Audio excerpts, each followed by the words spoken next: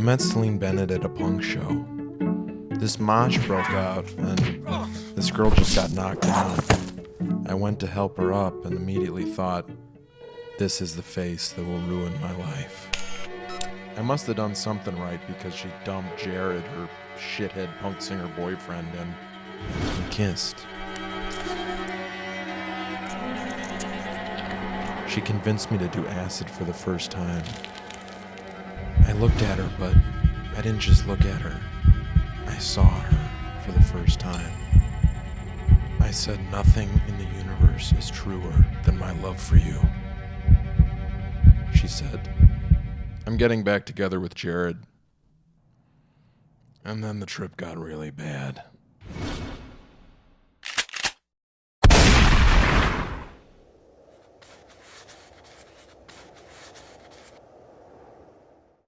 My name is Jack Dunphy. I made a film called Revelations. It's an animated short film about a troubled young woman that I was in love with in high school, and I got her to pay attention to me by putting her in my films, and we see actual footage from those films, you know, because it's real, it's a true story I'm telling.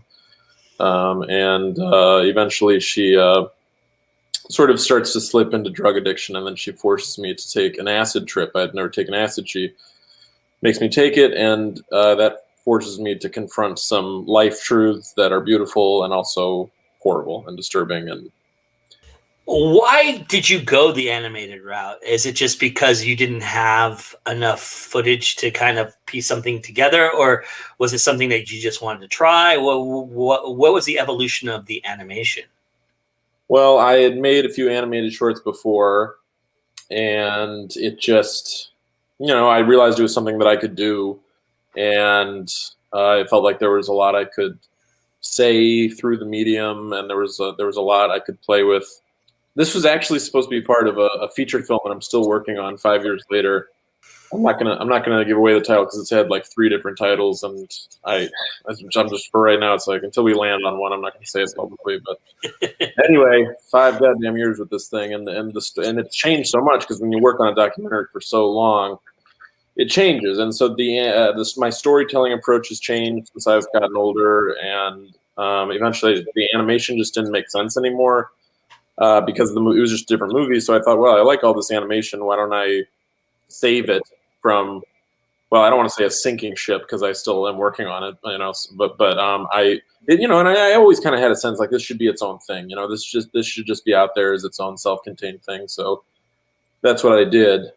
How hard was it for you to put yourself out there in something like this? Was that a difficult process for you? Did you find that when you started to put this thing together, that you wanted to either reveal more or less of what you went through, or did you feel like the story really had its own arc and narrative, and it was easy to tell?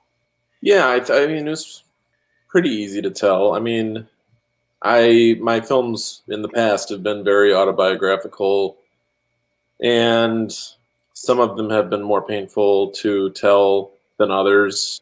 This one was relatively non-painful because it's so filtered. Reality is so filtered through the way I tell stories and through the way I'm presenting the facts that nothing really feels like, oh my God, I'm really worried. How are people going to perceive me after this? Because I've just been, you know, it's like how you craft a story that you tell someone who you have an intimate relationship with. You know, you're sharing something intimate with them, but it's going through the filter system of telling a story and turning it into a narrative, you know, which makes it less vulnerable. But having said that, a certain degree of vulnerability is necessary to make something interesting and relatable. It was the design of incorporating the live action stuff part of the lure to making a film like this, or was it something that you just added that you felt needed that touch? Well, as I said, it was part of this feature-length film that I've been making forever, and so that incorporates footage from my entire life. And so it was just supposed to be part of that aesthetic. And then once I removed this animation from the feature, I still thought that the documentary footage worked well with it, so I didn't take it out. You know, this is a short film, but I think a lot of people would be surprised how long these kind of processes take and how much effort and time you put into this. Talk a little bit about how much you spent energy wise in putting this together, and how how much of a toll it might have taken. The actual time it took to animate this one, maybe only took a couple months. But then but that's just the time that it takes to actually shoot it and manipulate the characters and all that. But then the time you have to do before that, you have to spend painting the backgrounds with my co-animator Gus Federici did that, and designing the characters and writing it and figuring out how that's going to go. That takes a lot longer than when you're actually like, okay, everything's prepared, now turn on the camera and let's go. That part actually, in terms of animating for me, that takes the least amount of time. Mm-hmm. But then the post process can take a lot of time. But really, it's not like this took 5 years to make. It's just been sitting there for 5 years because I thought it was going to be part of this movie that's not done yet.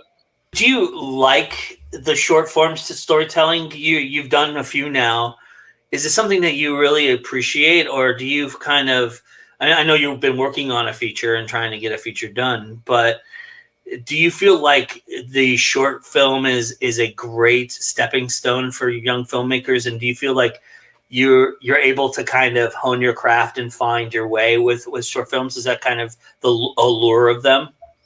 Yeah, I mean, I wouldn't even say it should be a stepping stone. I think they should be its own self-contained piece of art.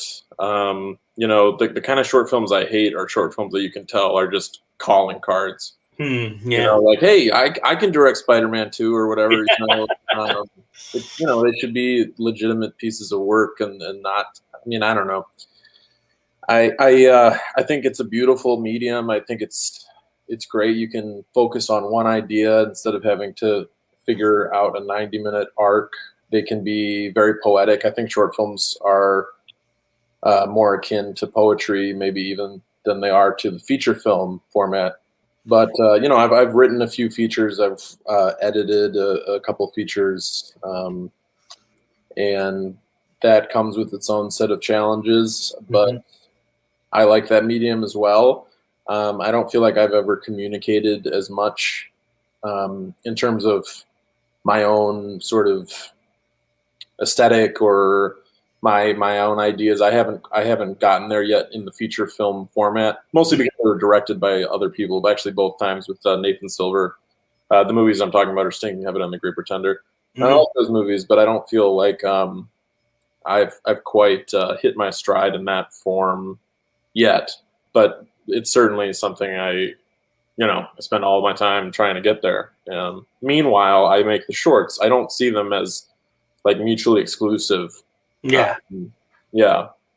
But kind of alluding to your question, I do think the kids out there should probably start with a short. Yeah. And don't think of it as like, oh, I got to make a short so I can learn how to make a feature. And then it's like, if you're thinking like that anyway, it's like fucking, Yeah, you're not in it for the right reasons. Yeah, maybe not.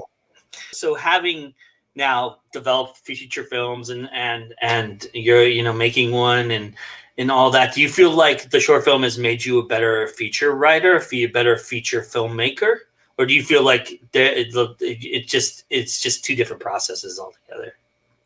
I think honing your own vision and zeroing in on what actually interests you and learning what people respond to, and that doesn't mean you learn how to pander. Right.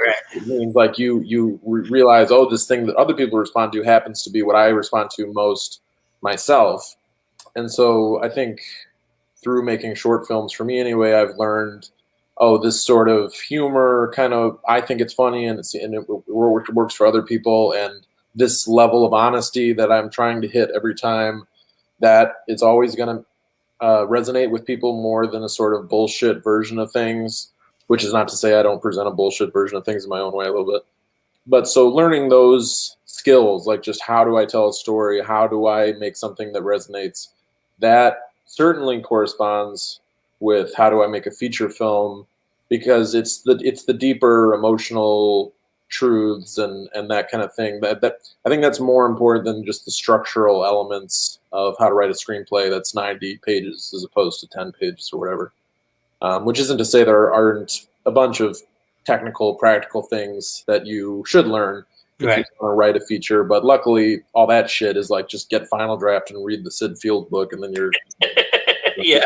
or just pause the TV. Like, okay, pause it at the 10-minute mark. What have I learned so far? I've been introduced to most of the characters. Like that kind of thing. Yeah. That's the easy part. Yeah. In creating a feature content and selling it and having it been made, what did you learn about that process that is going to do you feel like is helping you, navigate your way through the filmmaking industry? Yeah, well, so both times with Stinking Heaven and The Great Pretender, Nathan was the captain of those ships, so he was the one scrambling and putting everything together. The Great Pretender, I was a little more involved because I produced that one, but really I sort of made the rookie mistake of letting him and other people take care of the things I didn't want to deal with. Yeah. So to anyone out there who's like, maybe if I don't know, you're in the same position as me where you're writing something but someone else is directing it or producing it. Of course, the logistical stuff bores you. I mean, it's a rare breed that like figuring out how to like fund something that really gets me going. Like it's boring. It's numbers. It's math. It's social navigation. Yeah. It's not what we were born to do. We were born to create. Right. So I once heard Albert Brooks say, if a doctor tells you you have a year to live, don't say, I'm going to make a movie. But yeah, even if that's not your job on the movie, if you want to eventually make your own stuff, it would behoove you to pay attention to the things that you're eventually going to have to do yourself if you want to be the one, driving the ship So, and with the feature that I directed and I'm still making 5 years later, actually, I've really made two failed feature films because both times, it's supposed to be like 50% documentary, 50% narrative fiction, Cool. documentary. So we essentially shot two narrative live action feature films because we tried it a second time so that's like amazing that we could trick people into like give us more money to just do it again. And now both of those movies have been cut, but I think they're going to be put out as their own thing in some way eventually. But my point is, through that process, even when I was the director, because Nathan had more experience than I did, we co-directed it, and he's naturally like his mind gets money and how numbers work, and like he's very organized. He knows how to make a Google Drive. Like I just sort of allowed him to do that stuff, and I was like, I'm just going to do the fun, like make believe stuff. And that doesn't help you down the road. So those are things I'm still learning. I mean, I have a sense of what needs to be done, but producerial skills are skills that I'm still learning as I go. And you're always learning. That's if you stop learning, that's when there's trouble. But I think, in creating a film of 5 minutes or less, in terms of this film is so enriching. It has so much great subtext. It has so much great subversion to it.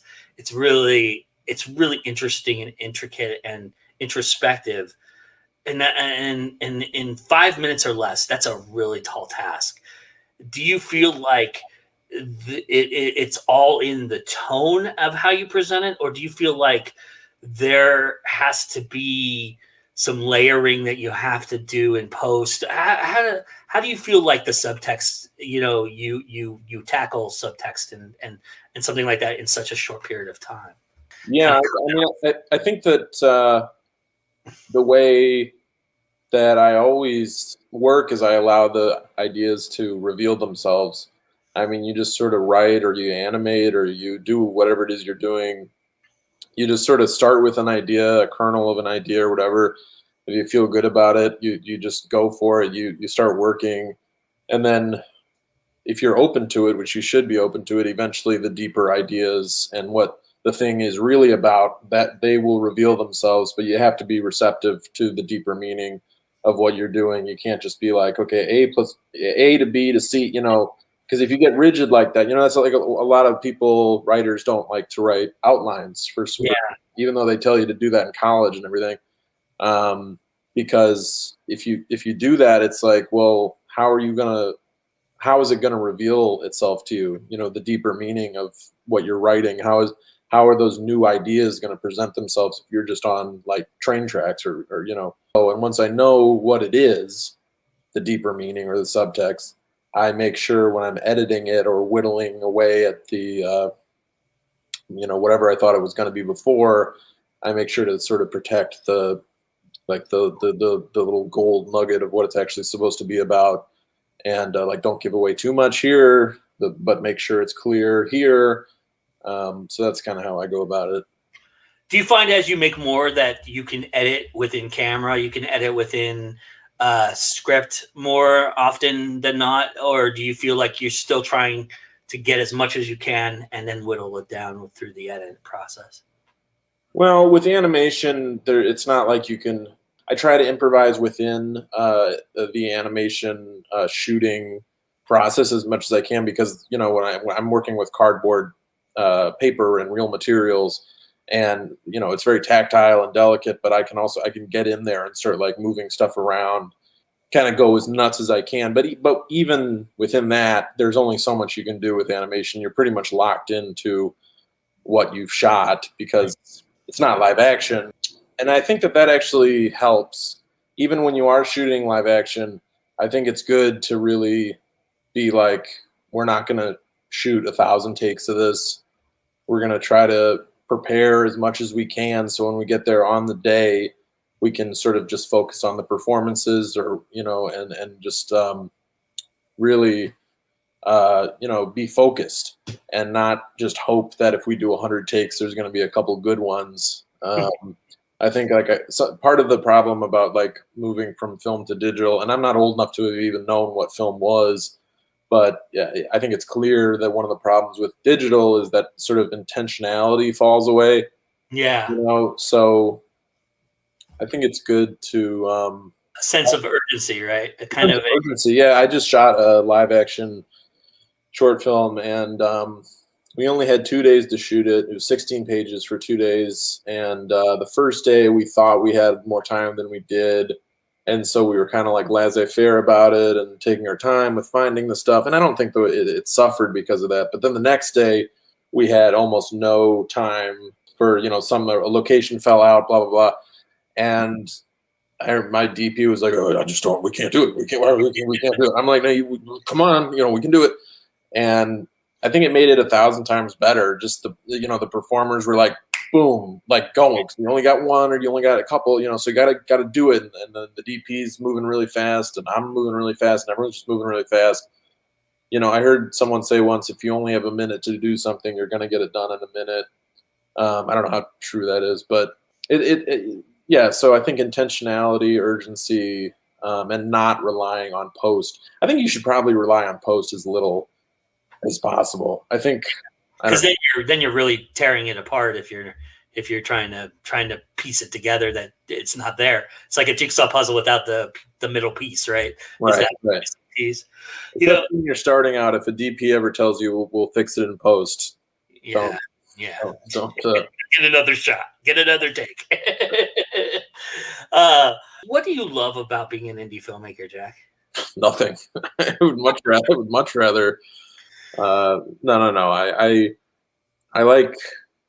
I was talking to I'll say that I like being. I'm happy to be a filmmaker. I'm happy to know I'm happy to have a trade. I'm happy to have a set of skills that I worked for a long time. You know, because I was talking to my friend recently who's kind of around my same age, and we've been making films forever, and it's just like, it's so nice when you realize, you know, I worked really hard at something. You know, I started young, and I just kept at it. I walked a straight line and just kept working at it, and now finally, like, you're kind of at a place where you're like, yeah, I can do this. I mean, it's not going to be a home run every time, but like, I know how to do this. So it's very nice in life to realize that you have practice that you've worked at, and now you can sort of say, I can do this. I know how to do this. It's a great feeling, you know.